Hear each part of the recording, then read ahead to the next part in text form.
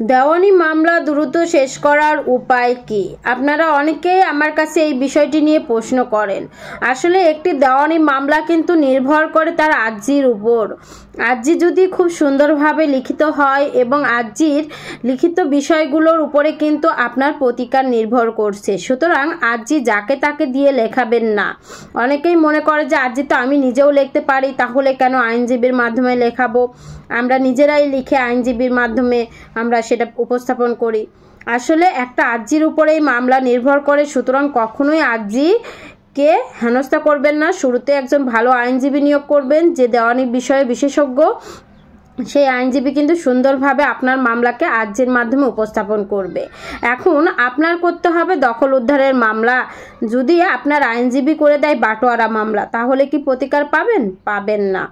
সুতরাং আপনার কি প্রতিকারটা প্রাপ্য, আদালতের মাধ্যমে প্রতিকারটা পাওয়ার অধিকারে আপনি, সেই বিষয়টি একজন ভালো আইনজীবী কিন্তু জানবে এবং সেই বিষয়ে আপনাকে মামলা করতে হবে। আবার দেখা যায় যে এই যে মামলা দীর্ঘায়ু হচ্ছে, অনেক দিন ধরে চলছে, বছরের পর বছর, এটার কিন্তু মেইন একটা কারণ রয়েছে। সেটি হচ্ছে আর্জির জবাব সঠিকভাবে না লেখা।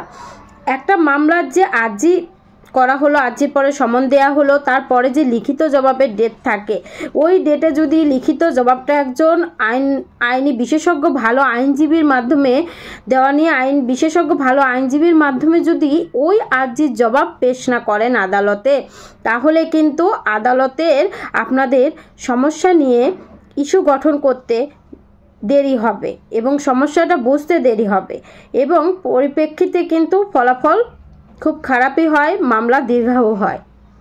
আর আপনারা যদি আর্জির জবাবটা যদি খুব স্পষ্টভাবে ক্লিয়ার করে একটা ধারা যদি দফাগুলো যদি ক্লিয়ার করে জানান এবং আপনাদের যে বর্ণনা রয়েছে সেই বর্ণনায় যদি ক্লিয়ার করে স্পষ্ট করে সব কিছু বলেন এবং আপনাদের বিবাদীদের সপক্ষে যে ডকুমেন্টসগুলো রয়েছে, দলিলগুলো রয়েছে, সেগুলো যদি সংযুক্ত করে দেন শুরুতেই, তাহলে কিন্তু মামলাটা একজন জজ সাহেবের দ্রুত শেষ করা সম্ভব।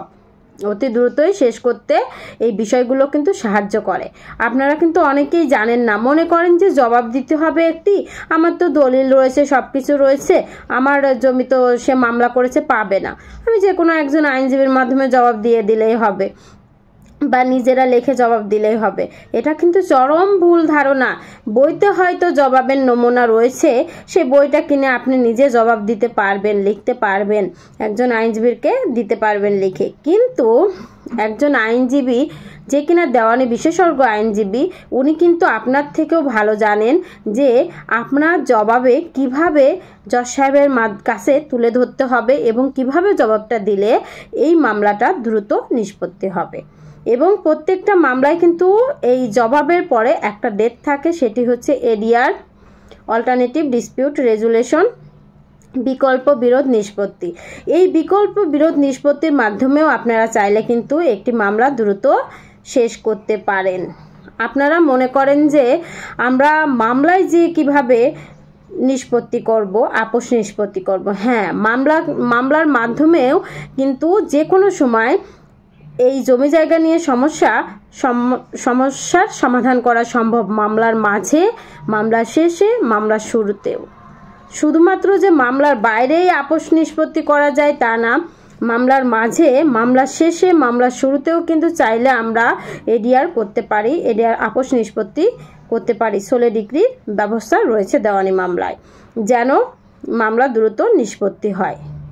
আমি ঢাকা জজ কোর্টের একজন আইনজীবী। যারা আমার কাছ থেকে আইনি পরামর্শ নিতে চাচ্ছেন বা মামলা পরিচালনা করতে চাচ্ছেন, তারা স্ক্রিনে দেওয়া নাম্বারে আমার সঙ্গে যোগাযোগ করলেই হবে। আসসালামু আলাইকুম।